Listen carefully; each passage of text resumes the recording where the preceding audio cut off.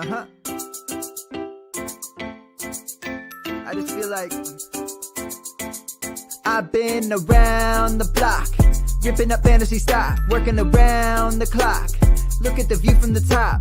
Researching rookies a lot? No, I just be listening to pods. Yeah, one in particular, I'm just a messenger. Let me just pass on the rock. Browning, brunning, pruning, pronouncing ain't what he's doing. What he's doing is not losing, but infusing you with new things. And there's Dennis the Bennett, yeah. The man is a menace, yeah. Building a dynasty, some of the finest things. Promise you, you won't regret it. Sly as a fox, cultured in pop. Give him his props. Here is a thought, here is a box, and you cannot compare them at all. So don't even try. Careful with the news, but when you use a take, I take up Tony Fire. I mean Dyer, because anyone else is a huge mistake. Whoa, fantasy round table, fantasy round table, yeah. Fantasy round table. Come take a look at the crown, baby. Hey, fantasy round table, fantasy round table, woo. Fantasy round table. Come take a look at the crown, baby. Go.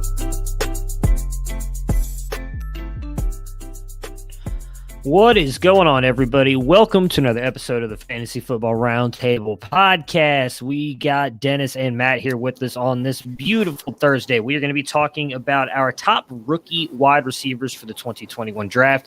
And we're going to continue NFL Mock Draft 3.0. Dennis, how have you been doing this week? You know, I was doing great up until, yesterday afternoon. I got my second shot yesterday, and the arm hurting kicked in after about 3 hours, and so my arm is sore. Today I'm tired. My teeth hurt, of all things. So I was like, man, I haven't done meth in a long time, but boy, woo. I don't know how you follow that. I have my second shot next week, so I guess I'll look forward to. I've never done that, so I'll just take your. I haven't either. Just made for a good story. Yeah, I was gonna say, I've heard a lot of people saying that second shot really knocks them out. So apparently, I learned this from a coworker because after my first shot, I was not doing that great. If you've had COVID, the first shot is worse. Interesting. So if you get super sick after the first shot, that'll tell you that you had it one of the times. John Lobb, I got my second shot yesterday also. I've been very lucky today, just a little lethargic. Very nice. It's good to know, John. Yeah, it's I've heard a lot of different people with a lot of different reactions, so it's going to be I get my first one the week after the draft, so I got to get the second one before I go on vacation, so that's going to be I took a couple hours off today and came home, took a nap before the show, so if I'm a little groggy, it's either the vaccine or the nap I'm not completely woken up from. So yeah, my wife was kind of knocked out. She had to take the day off after the second one. I planned my second one for right after we finish the show next Thursday, so I have nothing I have to do Friday. Very nice. I'm just planning a sick day. I was hoping to take a nap when I got home from work today, and then I ended up having to finish purchasing all my stuff for the family vacation in June, and my heart is beating so fast from all the money that I just spent that it's, I don't think I'm going to sleep anytime soon. I'm not happy with the amount of money I spent. I just got my first shot an hour ago. Very nice. You feeling all right, Carl? I hope you're doing well. Need Fantrax to hurry up. Once the microchips sync up together, right. I think it levels out real quick. It just takes them that whole thing about them finding each other in your bloodstream. Because it's got to like cancel out the one that's in your phone, right? And then just that way they can just track you purely by your body. I got you. Yeah, it is what it is. We're all being tracked in some way. It's just a strong appeal to our Texas and Florida listeners. Hey, trust me. There's a lot of people down here who really do think that. I'm not kidding with you either. All right, so let's go ahead and start talking about our top 5 wide receivers. Oh, here we go. What's this? Search for the anti-microchip bots on the dark web. I imagine those cost. Just make sure you use more than my trip to Disney. I promise you, those probably cost more than my trip to Disney costs. We're going to talk about our top 5. Maybe go a little bit deeper as this is a deep wide receiver class. Dennis, I'm going to let you kick it off first. How do you guys want to do it? I'll let you guys decide this. You want to give our top 5 to 1? You want to go downwards 5? Everybody give it. How do you want to do it, Dennis? I'll let you kick it off. Give whomever you want to go first, and we'll follow your lead. Well, I'm at the point in the season where I'm doing more tiers than I am actual rankings. Fields is the correct answer there, Carl, just so you know. It's and so like I've got Chase, Bateman, Devonta Smith, and Jalen Waddle in my first tier. And if I had to rank them, I would probably, I think Chase is one. So if I had to separate him, I would probably put him in his own tier. But Waddle, Smith, and Bateman, I think they are close enough together that it just comes down to who do you personally prefer of those three. Some days I prefer Bateman. I feel like Bateman is going to be like a Tyler Boyd plus kind of receiver. Maybe not do a ton of field stretching, but be very reliable. He's strong on the ball. I do feel like Devonta Smith is he's gonna be an outlier in terms of physicality, given his size. He's a baller. He goes up and he fights for the ball pretty well. And Jalen Waddle is by all accounts, by most accounts anyways, before he got hurt, he was the better of the two between Smith and Waddle. So I think those four are kind of at my top. And I'm sort of that now. Then I've got another tier behind that, but I'll let Matt talk about the top of his rankings here first. Yeah, so I have the same four up at the top. I have Chase 1, Waddle 2, Smith 3, Bateman 4. I feel a little bad. I think Bateman gets hurt a little bit because of not getting to play, which is funny because it doesn't seem to have affected Chase. Maybe just the difference between how people think of the SEC and Minnesota. And then I had Rondale Moore at 5, and I get the arguments. I was impressed by his pro day. It's kind of a toss-up. There's a lot of guys. It feels like I'm with Dennis. There's a lot of guys below that I've seen in different places that you could kind of rotate around. That's just where I went. Yeah, so my rankings are very similar to yours. It's obviously the same top 5 for me as well. A little bit different order, and some of that I think goes to what Dennis was just saying, and it's kind of what you prefer, right? So for me, I've got Jamar Chase as my 1. My 2 is Devonta Smith. 3 is Bateman. 4 is Waddle, and then Rondale Moore is 5. I also do my rankings a lot like Dennis in tiers, and I actually have all 5 of those in my tier 1. I do believe they all have the ability to be high-end wide receivers, whether it's low-end wide receiver 1s, high-end wide receiver 2s, but all have guys that you want on your fantasy teams. Rondale Moore is one that scares me the most, obviously because it's very hard to find wide receivers in the league who have succeeded being 5'7". But with him, he's just so elusive. He's so dynamic. You can get him the ball. I mean, he can run the ball. Very good receiver as well. He's very shifty, but obviously I would be lying if I said I wasn't a tad bit worried about the size. It's just because you don't find many wide receivers that are, I think, what did he weigh in at, like 180, 190, 5'7"? I mean, that's like my height and size, and that doesn't inspire much when I look at myself in the. Now, granted, his is probably more muscle than fat, but still bigger than Tom Cruise. Yeah, I mean, it doesn't inspire a lot of confidence when I see myself in the mirror. And I'm like, oh man, Rondale Moore's the same size as me. This is kind of scary. So, because I'm pretty sure I would die if I got hit by some of the guys that are standing out on a football field. So, I still like him though. I think he's going to be really good. He is the one also in my top 5 that I think is most landing spot dependent. I think all the other 4 guys could go to almost any team, and you're probably looking at, I would think, Chase, Waddle, and probably Smith likelihood of going to possibly bad teams, because I think all of them go is somewhere in the top 15, 16. And really, I guess there's only one team up there that had a winning record last year, which was Miami. But I don't love that landing spot for any of them because of Tua, because I'm not that sold on Tua. So none of them, I think, are going to be going to great situations, but I still think they'll be able to produce. Where Rondale, I do think, needs to go to a team that's going to use him the correct way. So since those are our top 5, and that went a lot quicker than I thought it was going to go, let's talk a little bit about them. Dennis, you are muted, but damn it.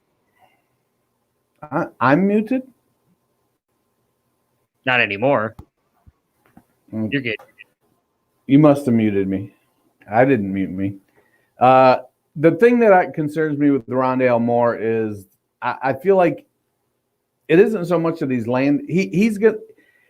He could very well be that real good talent that is a great for NFL football, but not so great for fantasy football. In a perfect world, I would love to see him be in a Jamison Crowder type of role, because he's so much more dynamic than Jamison Crowder. So if he can get the let me turn my volume down then, because if I'm echoing. If Crowder can or Moore can get that type of production level or target level that Jamison Crowder got, because he is so much more dynamic, he'll be able to, I think, produce at a much higher level. But he's going to end up being I think more of he's going to be a better NFL asset. And that's probably, to me, I guess that's why I don't have him in my tier 1, is because I feel like he's gonna have some good games, but for fantasy, but he's gonna end up being more of an NFL asset than a fantasy asset. And we're in it for the fantasy, not the unless he's drafted to your team, then you're happy about the NFL stuff, but.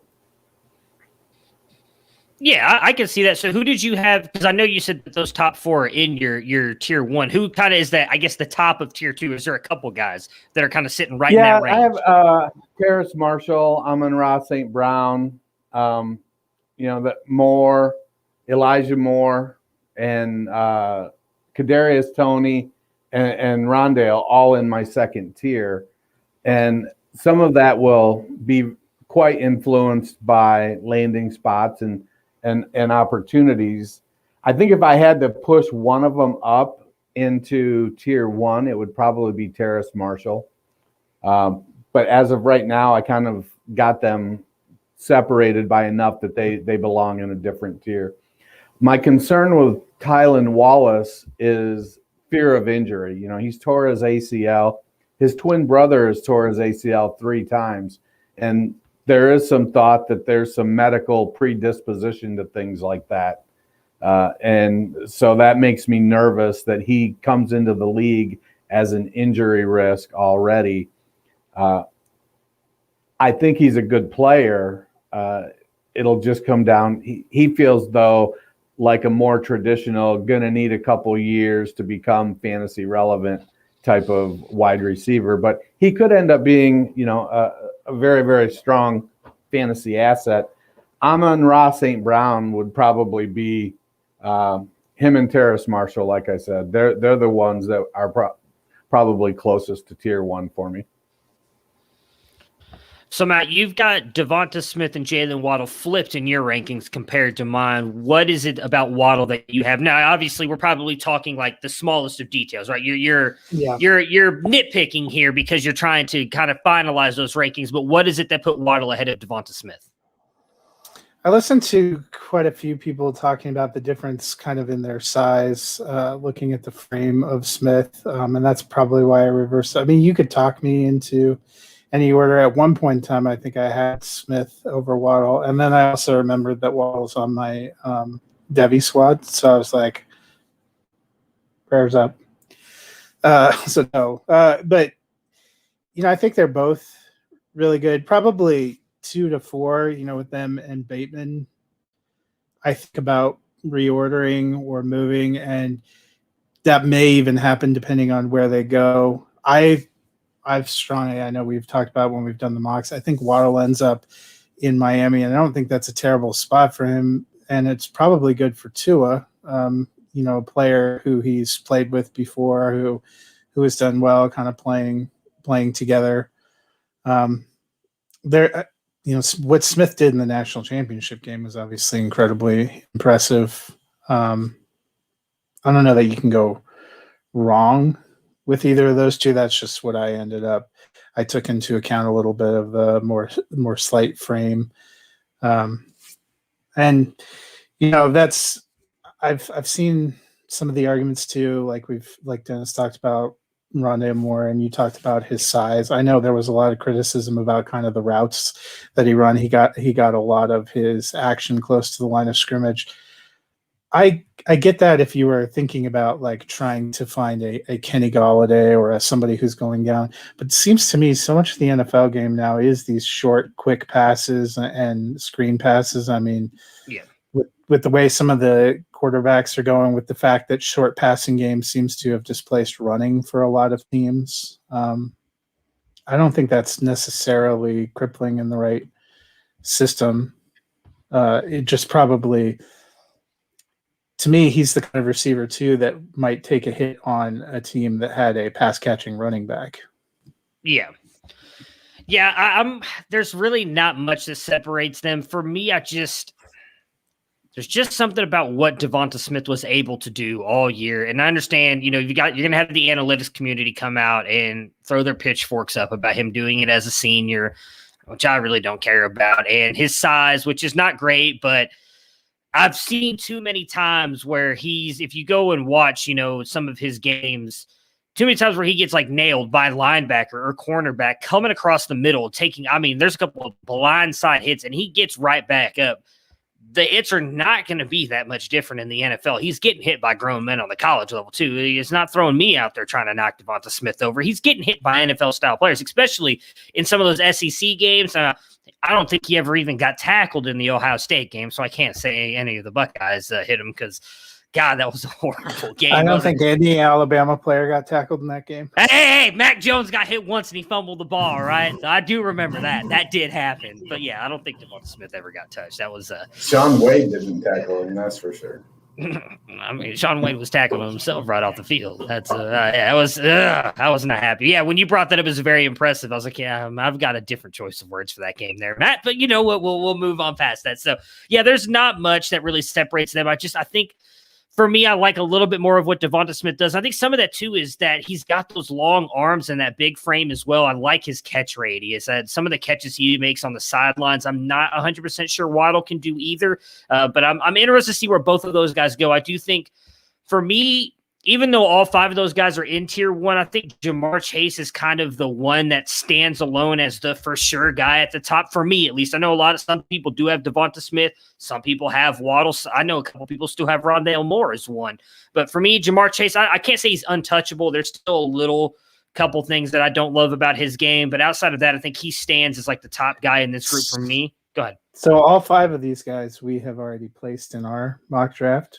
Yes, I know. I was going to bring that up and talk about how we feel about if they were those landing spots. Yeah, I was going to bring that up because I know Dennis didn't get a chance to. Well, he's seen the sheet, but he didn't get a chance to obviously see it when we did it live. But that's why he can't be held accountable for our choices.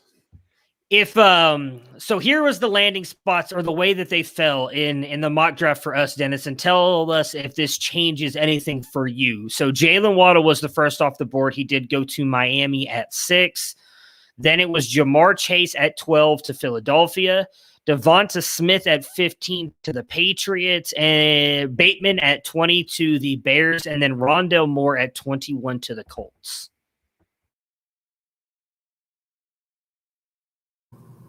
I like Waddle. Again, I kind of agree with you that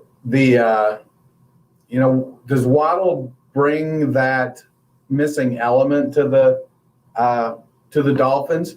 I think so. I think he could provide that dynamic slot receiver with Devontae Parker and Preston Williams and I forget who all is still down there. Will Fuller. They signed Fuller. Yeah, Will Fuller. That's the guy I couldn't remember. So they've got having Devontae or Jalen Waddle there. I think he does provide that missing element. So that could be good for him. So it surprises me that he went at 6 and then Chase didn't go until 12. But I think Chase in Philadelphia, he could step right in and should be the number one receiver there. And him and Jalen Reagor make a really nice 1-2 punch. So I like that. I don't know. I don't know if Hurts will be able to consistently take advantage of having weapons like that. But you give them the weapons and then let them do some cooking. Devonta Smith, man, New England is such a mess right now. It's so hard. Yeah, that's one that scared me. Theoretically, you look at it and it's okay. Well, he's a good player. He's going to do good things. He does. He brings something to the table they don't have. So he's got good speed and he is a baller. I don't know where Cam's arm, his shoulder, is he back? Is he another year removed from that injury and rehabbing and getting more into the Patriots offense? Is that going to give Cam the ability to be the type of quarterback that Devonta Smith is going to need? That's probably the biggest question. Bateman to the Bears. I don't know. He would be a good complement to Allen Robinson. I think Anthony Miller and Darnell Mooney both, it puts them three in and kind of, I think it feels to me like it makes all three of them non-fantasy relevant. At that point, then you're just like, you know what? I want A-Rob, and that's the only thing I want from that offense, because it'll end up being 1 week Bateman will be the second guy, and another week Miller will be the second guy, and another week Mooney's the second guy. And so it ends up just being kind of a hot mess for them there. Well, the rumors right now are that Anthony Miller will be traded during the draft, so that might help out some. I don't. If I'm being honest, I hope he doesn't go there. I like Bateman. I think him and Allen Robinson's probably the better player, but I think they're too similar. I'd rather see somebody else go there. And I like Mooney. I really think Mooney could shine opposite of Allen Robinson. So we'll see. I wouldn't love that spot. I'd love to see Bateman fall a couple more spots to Tennessee. Yeah, I wouldn't mind that right across from A.J. Brown. Would Tennessee take a receiver in the first round? I think we debated that a little bit when we were talking about Yeah, we ended up going. They seem a little higher on Josh Reynolds than the rest of us are. Well, yeah, that part's true as well. Yeah, I just think because of them letting go of all, it was almost their entire secondary. I think we figured they would go a cornerback in the first round to try and grab a guy. Well, their defense was horrific last year, so yeah, I think defense wise, they've got some big holes. I fully expect Tennessee's going to take a receiver somewhere. I just don't know if that's the kind of Mike Vrabel thing to do, to take them in the first round, but that would be definitely an interesting spot. You wouldn't get great volume there either. We've commented before, A.J. Brown thrives despite the fact he doesn't exactly get incredible volume. Yeah. And then last but not least there, Rondale Moore to Indy, which I talked about. Matt knows I didn't love this spot either because I still have faith in Paris Campbell, and I feel like those two are going to play the exact same role. And as much as I love Paris Campbell, I feel like Rondale Moore would probably beat him out. I think Moore's a little bit better, but they both have injury issues. They both, I think, would play the same role. So that'd be the last one. What are your thoughts about Moore there to Indy? It feels redundant to what they currently have, but if they think that Moore can stay healthy versus Paris Campbell, and to date, Paris Campbell hasn't done anything to lead us to believe he's going to stay healthy all season. So I suppose, it makes sense. Again, that would definitely be, in my eyes, a better for football than fantasy landing spot for sure. I still think that Pittman is going to be the top dog there, with T.Y. Hilton getting a good number of looks deeper down the field, Paris Campbell, and then Rondale Moore with manufactured touches. You got Nyheim Hines out of the backfield and Jonathan Taylor pounding it and catching passes. So If Rondale Moore goes there, it'll just solidify Indianapolis. That's the Tampa Bay of the AFC, just stacking up. They go 4 deep on running backs. They go 5 deep on wide receivers. Don't forget, Zach Pascal will find a way to have a couple of wide receiver 2 games for you there. Yeah. All right, so since that's our top, or me and Matt have the same top 5, and then Dennis, you have Rondale Moore in that group there with the second tier. Matt, who are some of the guys in your second tier that you have? Because I have 8 guys in my tier 2, just kind of signifying how deep I think this class is. And there's, in all honesty, probably looking at my list here, 3 or 4 guys in tier 3 that I also like as well. And I don't think those guys have like the wide receiver 2 upside, but I do think most of the guys in my tier 2 have that ability. Obviously, landing spot's going to matter a little bit, staying healthy, but how many guys do you have kind of in that next grouping for you, and who are they? I just put mine in as rankings, but my next couple were not that much different from people Dennis talked about. I have Terrace Marshall, Elijah Moore, Amon-Ra St. Brown, Tylan Wallace, Kadarius Toney, and then Dynami Brown. All right, so yeah, it's almost the same names as I have. So right after Bateman, for me, I have Tylan Wallace. I really like Tylan Wallace. I'm a big believer in him. Then Amon-Ra St. Brown for me, Elijah Moore. I have Terrace Marshall Jr. next, a little bit lower than him just because of the drops. He's got a lot of upside in his game, but he's got a lot of drops and some injuries in college that worry me a little bit.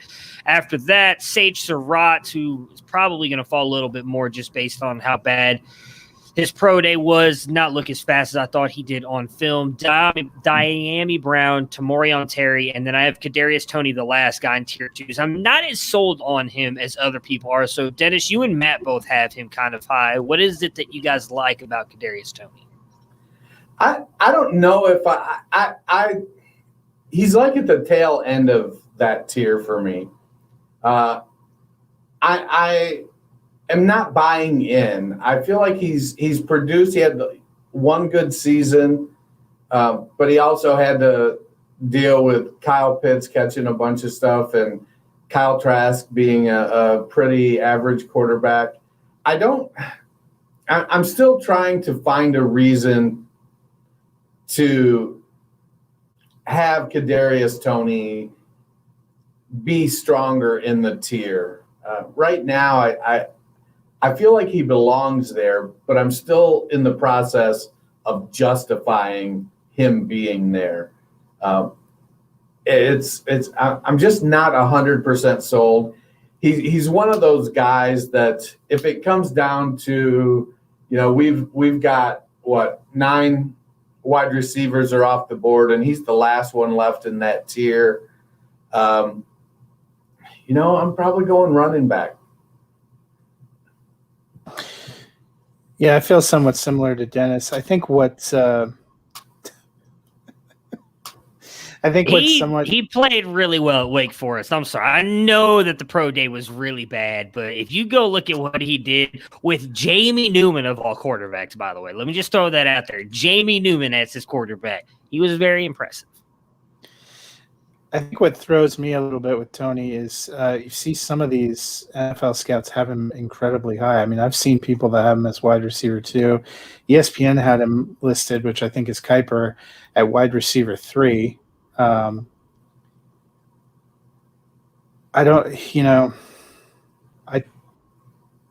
feels like there's big disparity with the way people see him. So I feel a little bit like Dennis.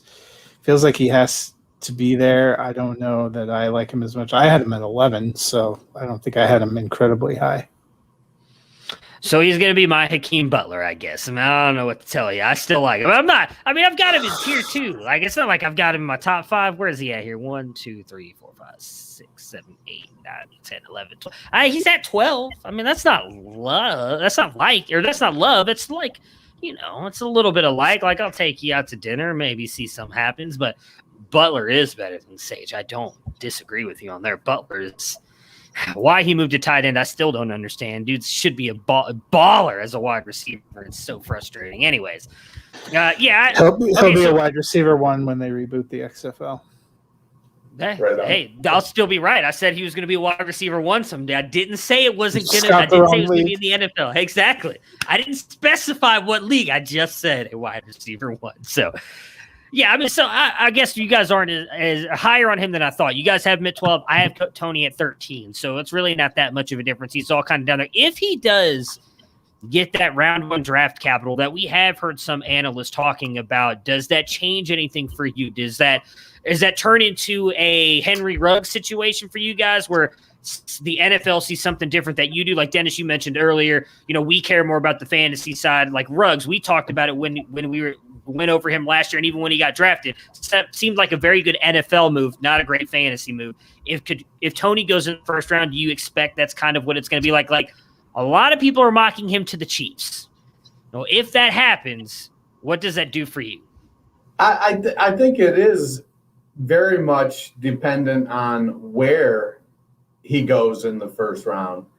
The Chiefs, I mean, I could see him being as good as Sammy Watkins was last year. High praise. Hold yourself back there. Hold yourself back. So it's a situation. Look, the Chiefs, it's Tyreek Hill. That's the wide receiver to own. Anybody else is merely a bye-week fill-in. Hope they do something crazy that 1 week you're forced into playing him.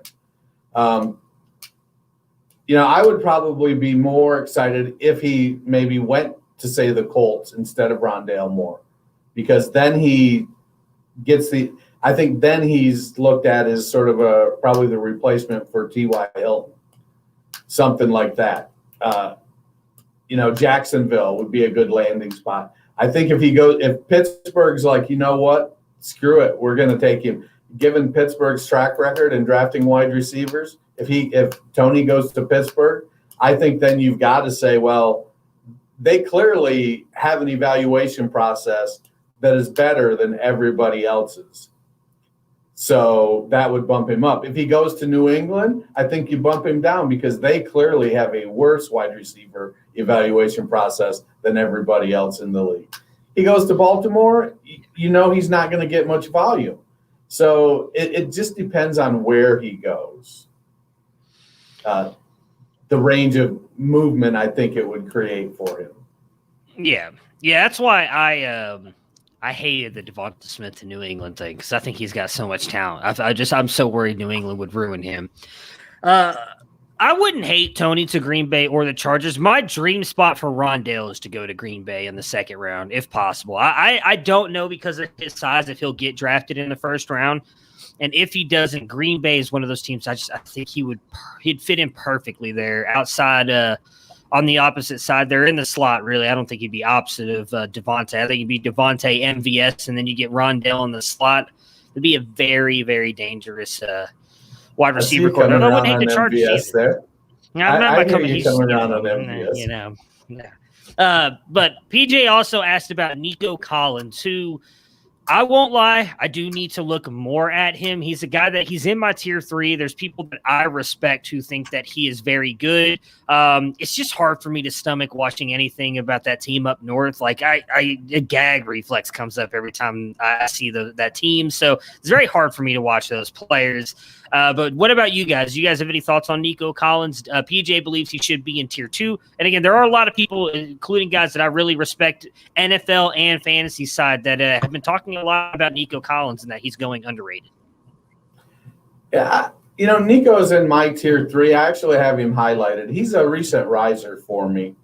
So I do see him potentially outperforming his NFL status being higher than it was at Michigan with the terrible quarterbacks that he's had to endure up there under Meat Chicken.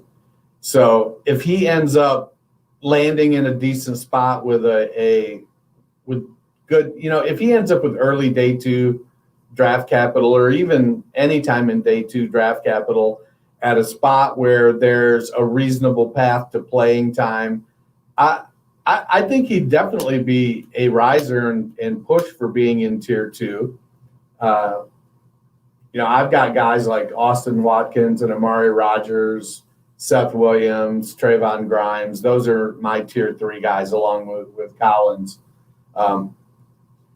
So he's definitely going to be in the mix. I could see me having more Nico Collins on my rosters than Kadarius Toney's. I'm handsome too. The triple threat, right? No, wait, double threat. Yeah.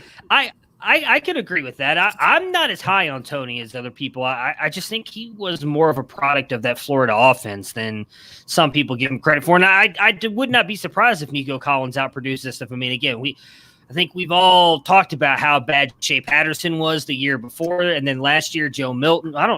Nico didn't play last year, right? He opted out. Am I remembering that correctly? I think he opted out, yeah.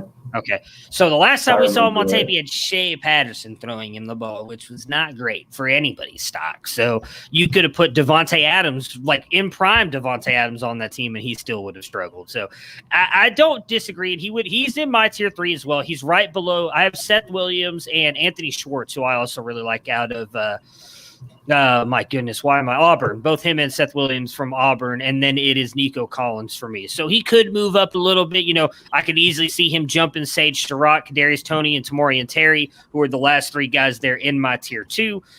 Yes, I think we can. I mean, I loved Patterson playing for that team up north. It was great when they played the Buckeyes, but I can imagine they were not. Maybe yes. May the Schwartz be with you as well. I think he's really good. Got that track speed, set records. Track speed. So here's the deal. The trouble I have with Schwartz. He's a little too reminiscent of Andy Isabella for me, and I want to buy into Schwartz. I do. But he just right now to me feels like he does one thing, which is run fast. If he did 2 things, run fast and catch the ball, it feels like then maybe. But I think Schwartz is definitely going to get an opportunity somewhere. But he's probably not going to make it out of my tier 4. At least Isabella is still on the Cardinals, unlike Butler. He's on a better team. He's with the Eagles. He's going to see more playing time. You think the Eagles are a better team than the Cardinals? We have some other questions for you. Been drinking since he got off work. Again, I told you. Once I saw that bill of the money I spent, there was my whole afternoon went. I've been doing all kinds of things to make me happy. So don't bring me down, all right? I need Hakeem Butler to succeed. Matt, you have any thoughts on some of these guys? No, I mean, when John was on last week, he mentioned Rodgers and Collins and Seth Williams. Those are guys that I have in that next group, and I have actually Terry down there too. But, we'll see where some of these guys end up.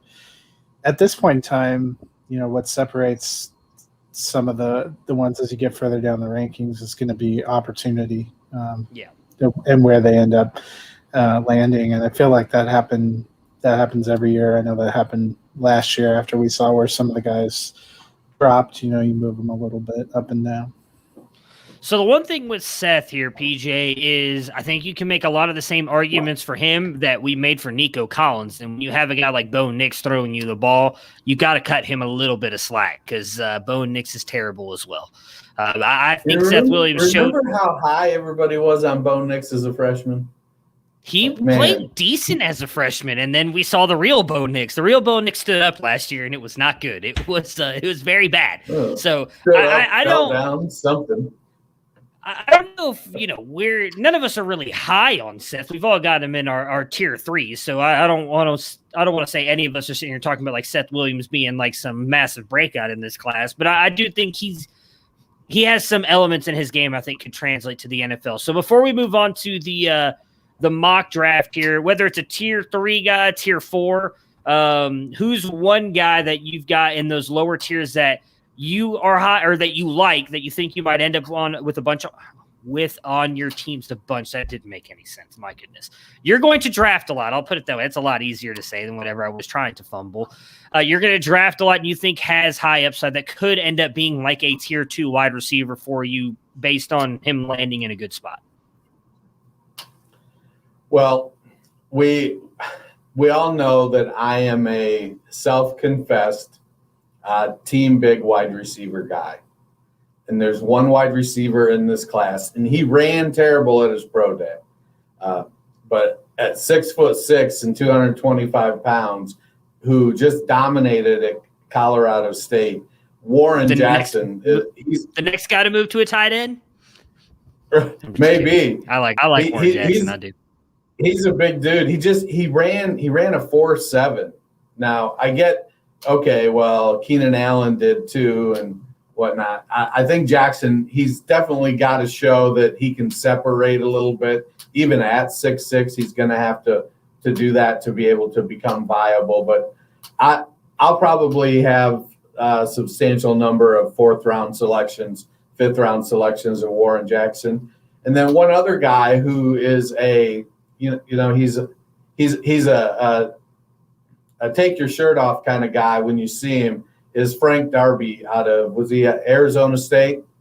He's he's very well put together, and he's somebody I can see grabbing late in hopes that he develops for a team too. He's looked good in the pre-draft process. We'll see how it ends up where he lands, but I like Darby and Jackson. Go ahead, Matt. I don't really necessarily have one. To me, the draft and where they end up affects so much of how I think about when I'm drafting. I haven't even done any rookie mock drafts yet. It's too hard for me to imagine what I want, not knowing where they're going to be. So since Dennis went Warren Jackson, yeah, I've done a few as well. Who I do that's like because as well. you didn't sign up for a film festival where you had to watch 100 films in Iranian, whatever it's Persian, whatever they speak there. I do like Warren Jackson as well as Dennis there. He's the guy that I think I'll probably grab late. A couple of guys that I have grouped right around him that I really like. Tyler Vaughn out of USC. I think he's a very good player, kind of underrated. He's a guy I could see jumping up there, kind of getting overshadowed, I think, a lot. And again, the rise of Amon-Ra St. Brown last year and Drake London, who can come out next year, and kind of the fall of Keaton Slovis, I think, is what hurt him a little bit more because he was really good the year prior. And then Austin Watkins out of UAB. He's a guy that I really like. One of my co-hosts on the Debbie Debate, Felix Sharp, he really likes Austin Watkins as well. Watkins is a guy that I think could surprise people as well. Didn't run great and came in a little bit smaller than we expected. I think he was listed on UAB's website at like 6'3" and was running like a 4.5. So everybody was like, okay, at that size, that speed, that's good. And then it turns out he's like 5'9". So he was a little bit overlisted. So not great speed for his size, but I still like his hands and the way he attacks the also, ball. His 4D time might not have been correct because this off season. Well, I know he was one of the how guys much we missed the combine. He was one of the guys who didn't run a 4.4, so I'll somewhat believe it because I think he ran like a 4.5 something. Like it wasn't a horrible time, but it wasn't great either. Because when they timed him, he ran a 5.4, and they were like, "We need to shave it down." But what's believable? Maybe it's all right. That speed's overrated, anyways. Who's a guy that you don't think you'll have any of that may be a little higher regarded?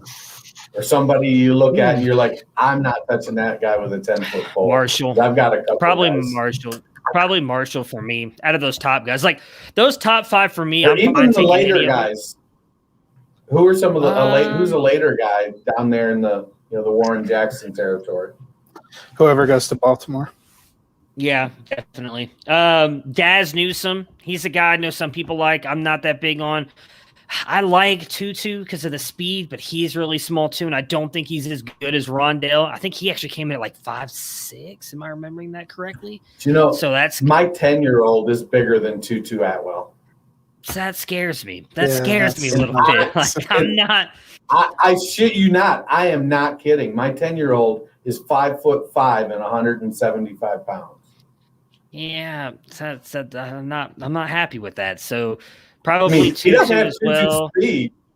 He doesn't have Tutu speed by any stretch of the imagination. But again, he is 10. Eskridge is a good one. That's a guy that none of us have talked about, and I actually do have him. I skipped right over him. He's in my tier 2. He's like right there by Tyler Wallace. I skipped right over him. But I noticed neither one of you two mentioned him. Do you guys like Eskridge? Are you worried about the size as well? Because we all have Rondale Moore fairly high, and he's just, I think, a little bit smaller actually than Eskridge. I'm going to look this up. I think Rondale has a little better pedigree than Eskridge. Yeah, for sure. I think Eskridge is probably tier 3 for me. I don't have him up there right at this second. He's somebody I got to do a little deeper on, but he could draft capitalize himself right into a solid tier 3 for me. Maybe push for tier 2 if he goes to somewhere that has opportunity.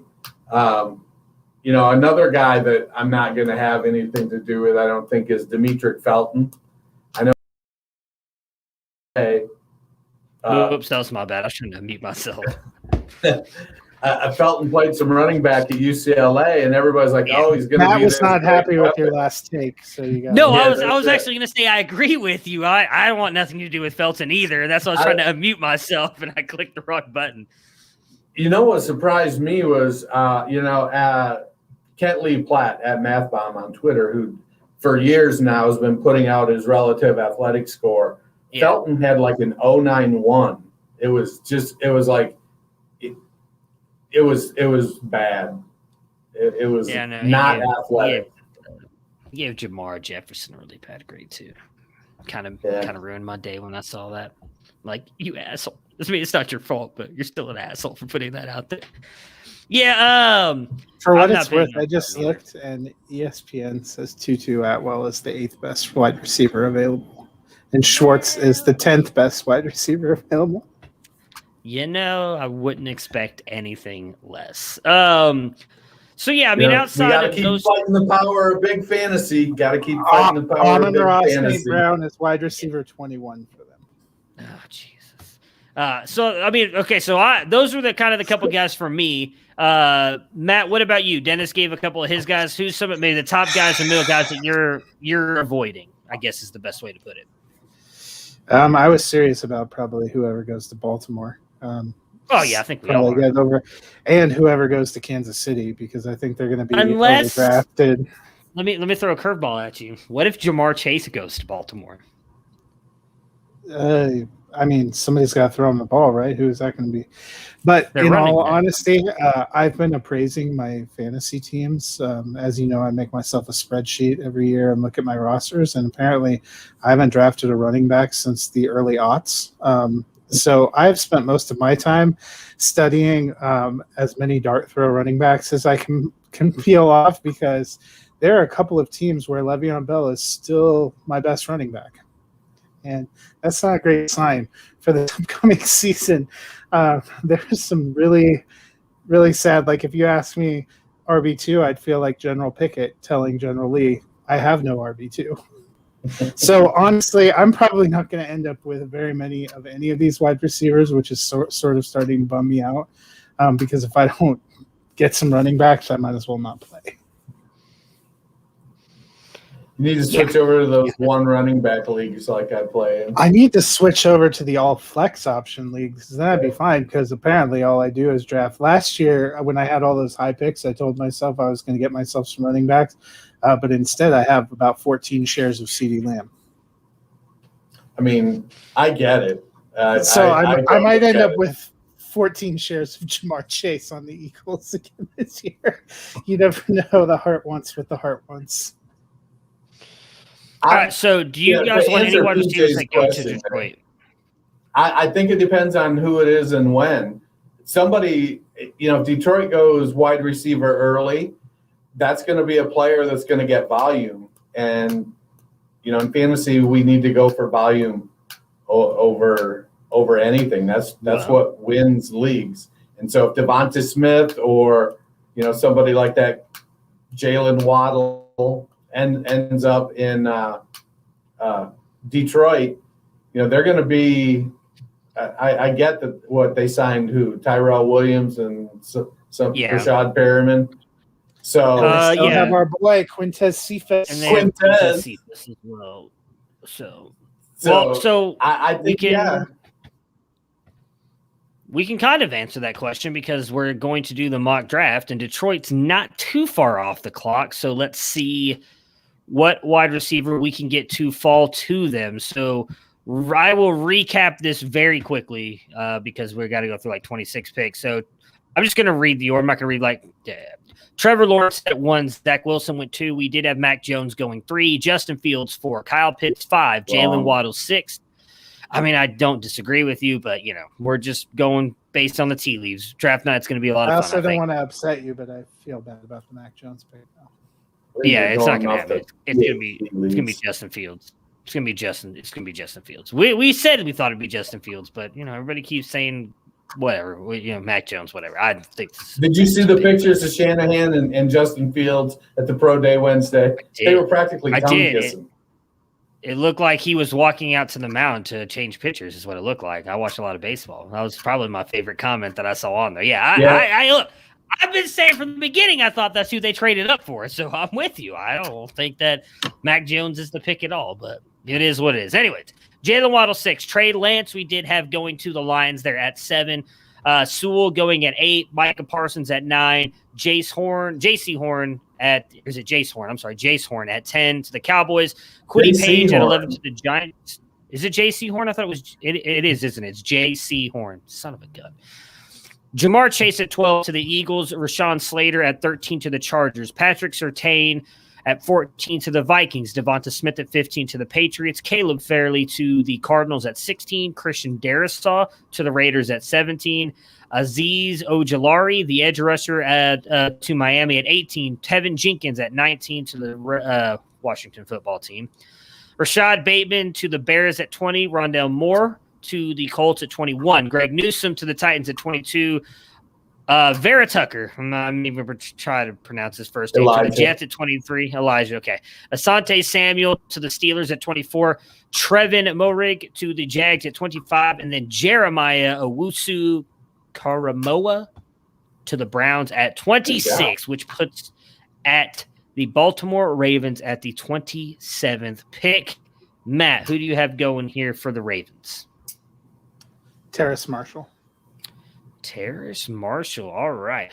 I don't disagree with that, PJ, but we are doing no trades, so we just kind of went. But I would not be surprised if Washington moves up if Lance starts to fall. So you are putting Terrace Marshall here in at Baltimore, who it shows that their biggest needs are edge rusher, wide receiver, and safety. You have them attacking that wide receiver. They're in the first round with Terrace Marshall, which puts the Saints up on the clock at 28. Wide receiver, cornerback, and edge rusher as well for them. Dennis, who do you think that the Saints take here? Well, we have Zaven Collins on the list here. I do think that that is probably a position that they're going to want to take a look at. So I like Collins going to New Orleans like Matt has him there. All right. He would be the other linebacker I would love the Browns to take if Owusu is off the clock. That puts the Green Bay Packers up, who need a tackle, wide receiver, and a cornerback. So looking at the list here, I don't love any of the offensive tackles on the line. It would be a massive reach if they took one here.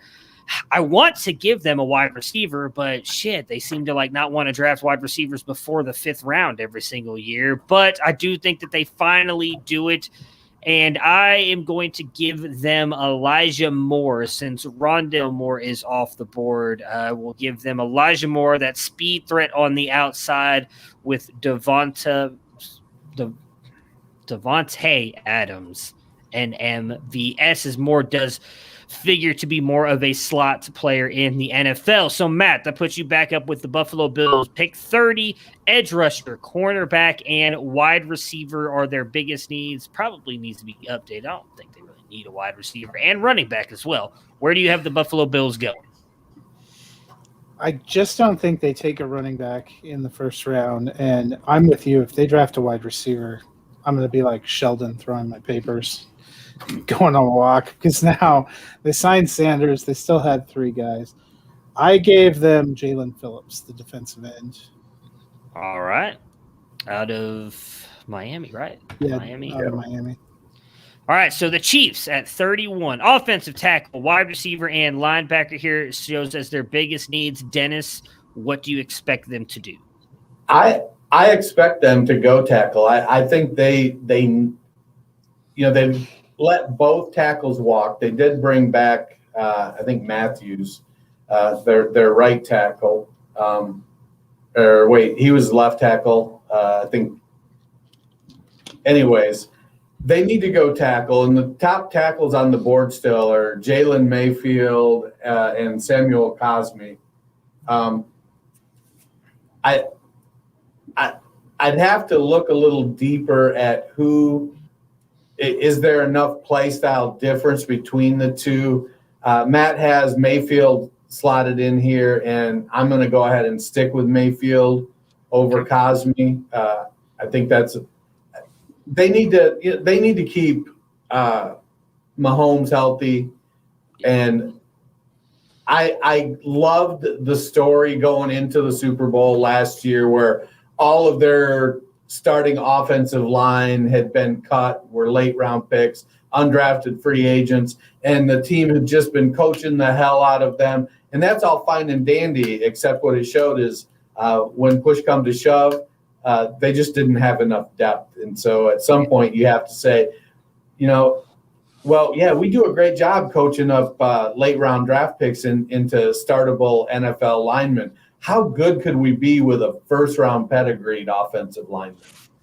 And so let's grab one. Like grab Mayfield out of Michigan and slot him in on the left side there.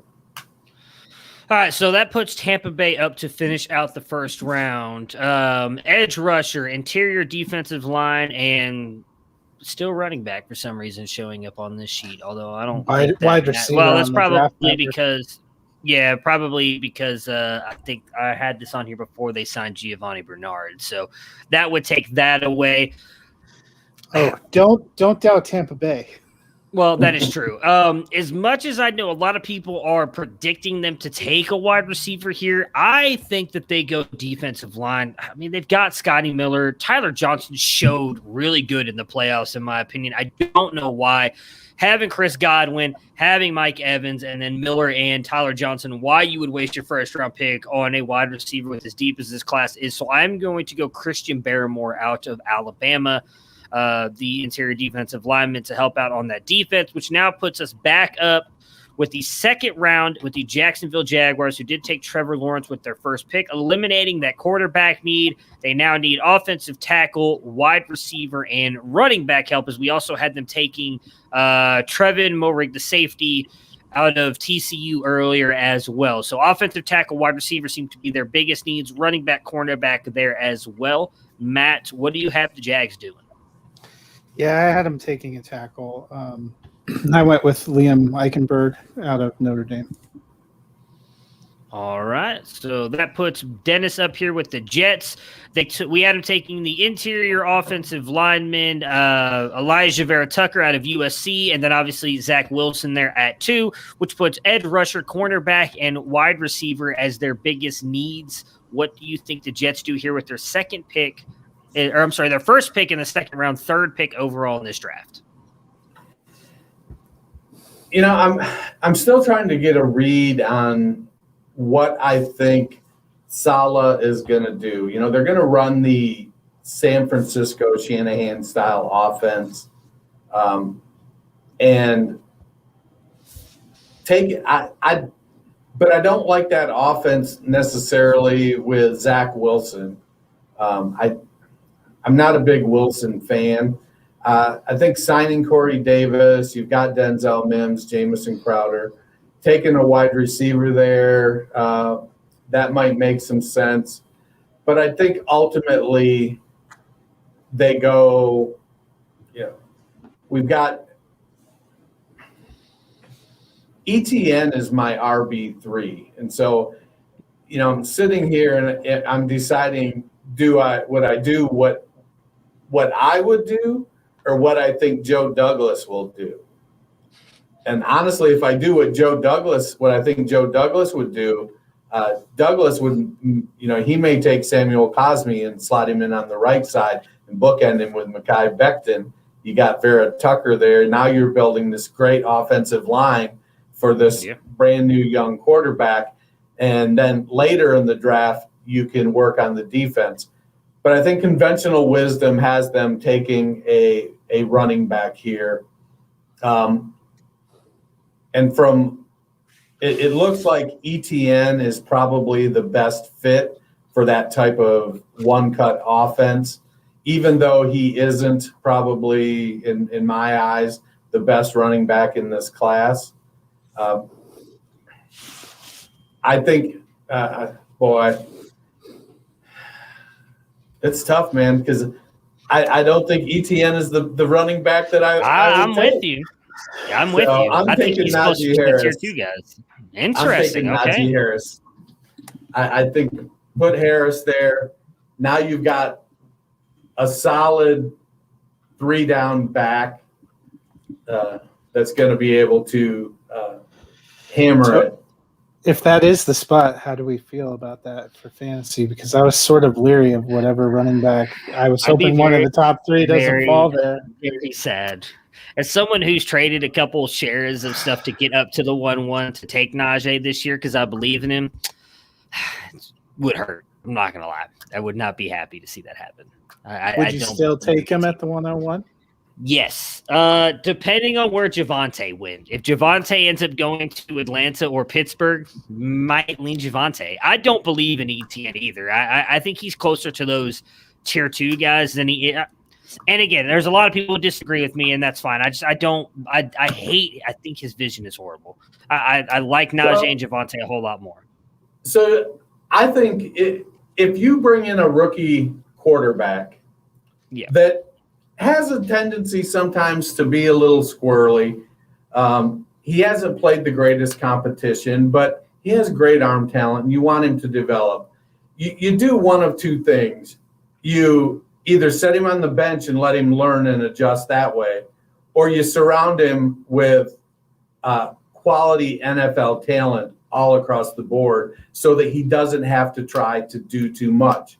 Well, when you've got Mekhi Becton and Elijah Vera Tucker, and by all intents and purposes, a fairly decent offensive line, a reasonable core of wide receivers could definitely stand to be upgraded.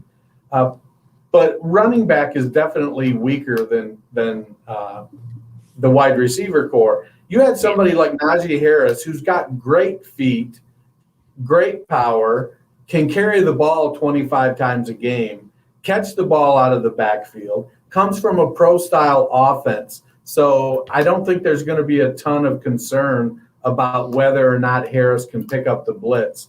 I think adding a weapon like that to your hotshot rookie quarterback's arsenal, I think it makes perfect sense. Well, we definitely all 3 had Harris as our running back 1, so it would make sense that he would be the first running back off the board. I think the hesitation is not being in love with the Jets. I don't disagree with what you're saying and what the Jets would do with him. What worries me is, and I don't want to say this, it's going to sound like a bad thing. I think he's a better player than this player I'm about to comp him to. Zach Wilson reminds me a whole lot of Johnny Manziel, and that's what scares me, and that he just bails from the pocket a lot, especially clean pockets, which worries me. I don't think that means that may steal some stuff away from Harris.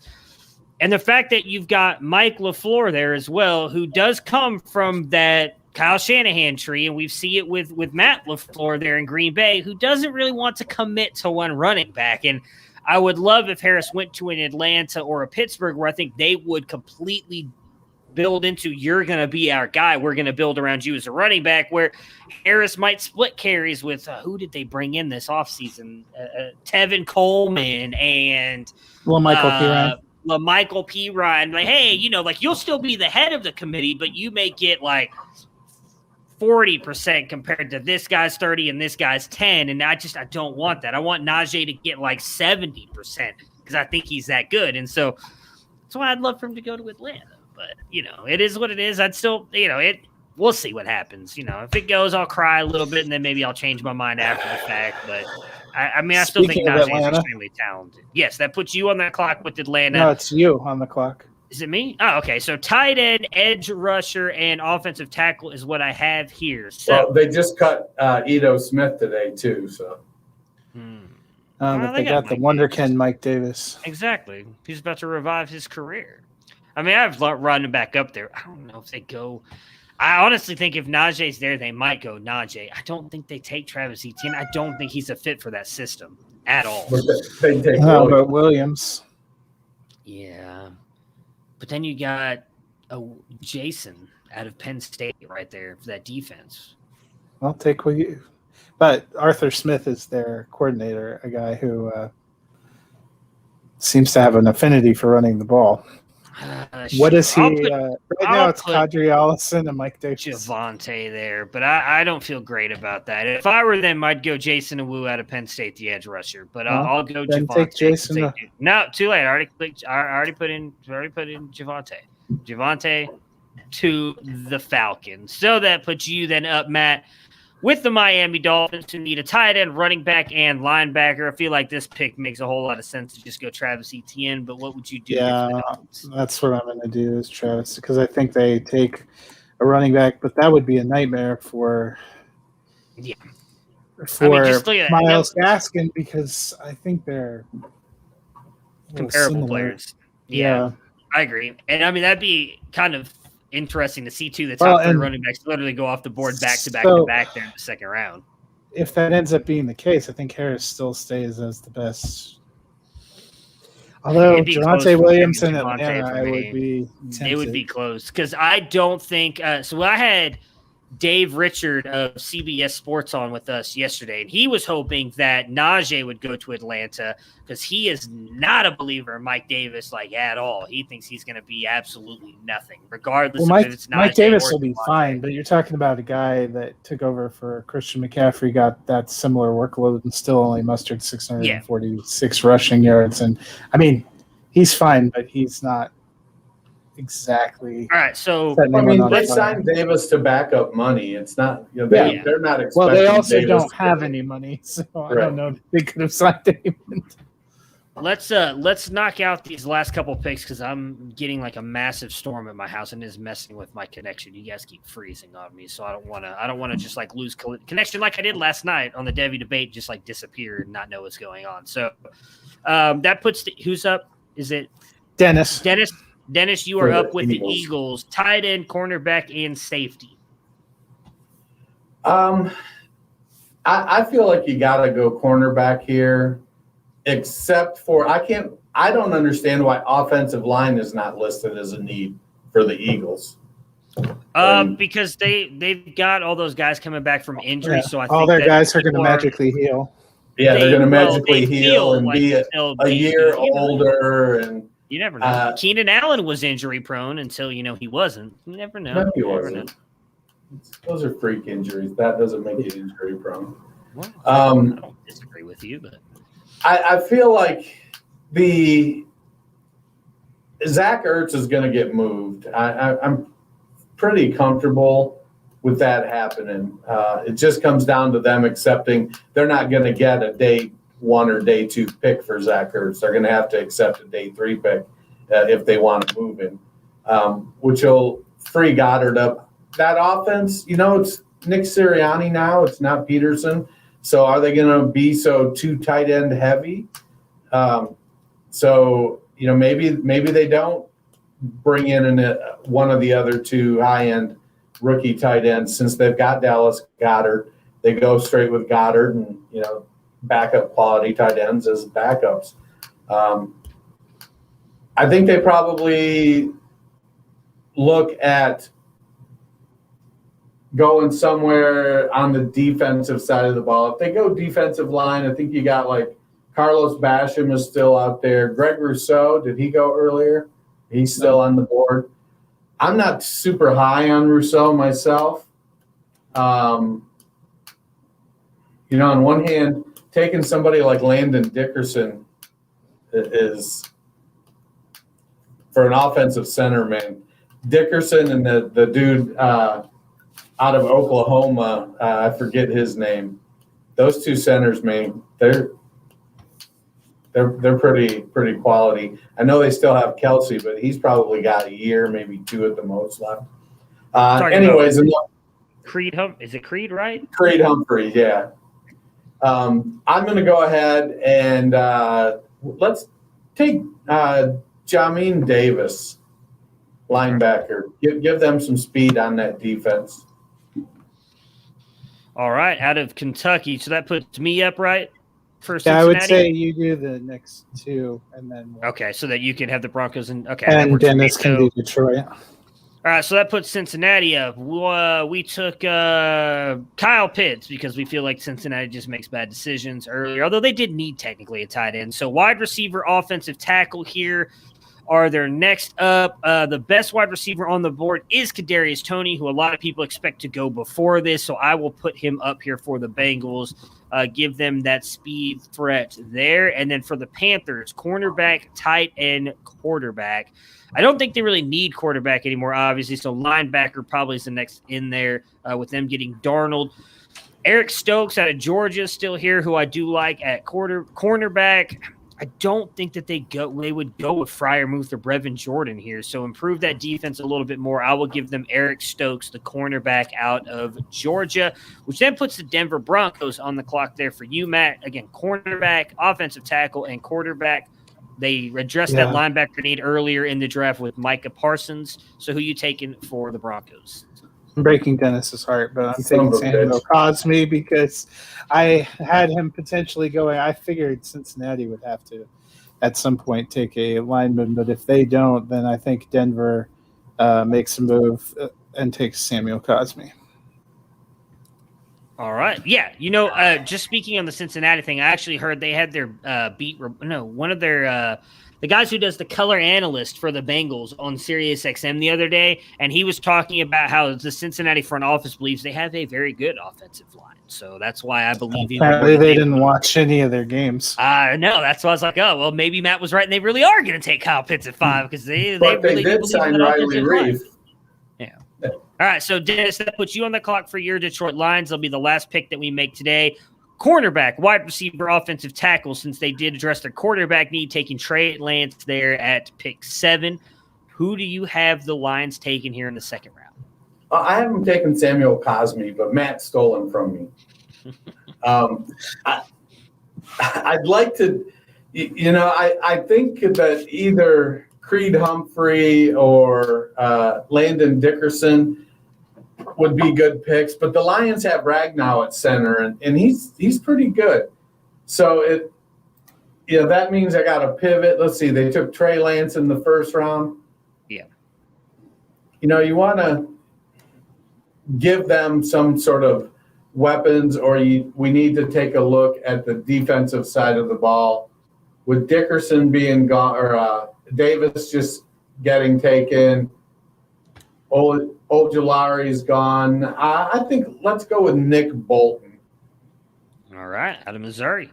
I like it.